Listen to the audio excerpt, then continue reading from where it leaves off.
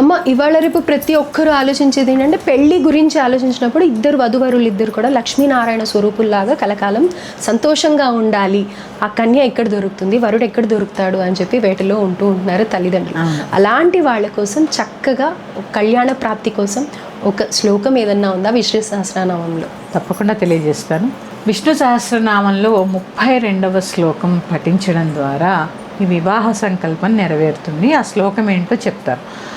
భూత భవ్య భవన్నాద పవన పావనో నల కామ కామకృత్కాంత కామ కామప్రద ప్రభు.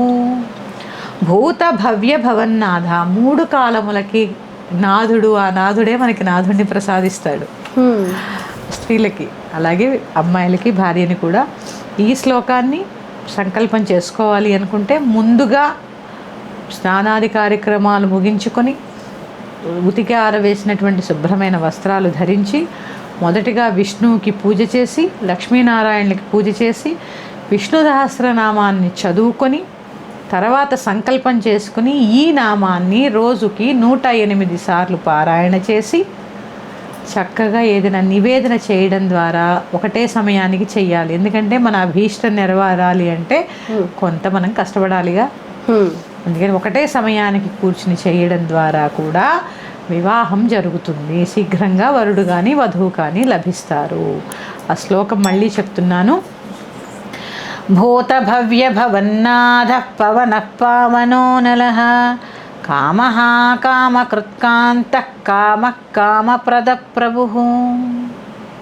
ఇది ఈ శ్లోకం. అయితే అమ్మ మీరు నామం చక్కగా తెలియజేశారు, కానీ తల్లిదండ్రులు పెళ్లి కోసమే కాదు మొండిగా ఉన్నారు. మా పిల్లలు పెళ్ళే వద్దు అంటున్నారు, కాలయాపన చేస్తున్నారు అనుకునే వాళ్ళకి కూడా ఈ నామం పనికొస్తుందమ్మా. ఎవరైనా చేయొచ్చు, తల్లిదండ్రులు చేయొచ్చు.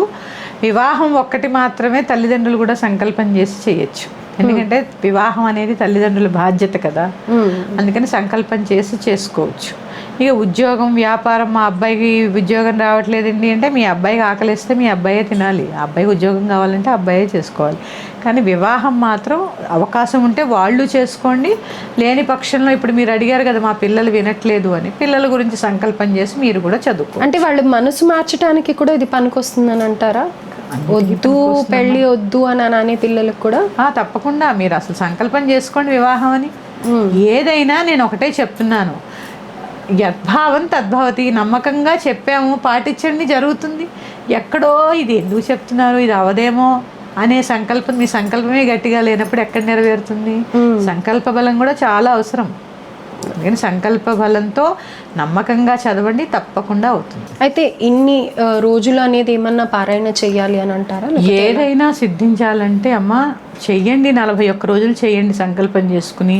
ఇంకా ఎందుకంటే మన కర్మ కరుగుతూ ఉండాలి కదమ్మా. ఇది చేయాలి అంటే ఇక్కడ చేస్తున్నాము అంటే మన కర్మ కరుగుతోందని అర్థం. సంకల్పం కాలేదు, మరి యొక్క 40 రోజులు చదవండి. మీ కోరిక పెద్దదైతే ఇట్లా చదువుతూ ఉండండి, తప్పకుండా జరుగుతాయి. ఎందుకంటే జరగనివేవి మన శాస్త్రంలో ఉండవు.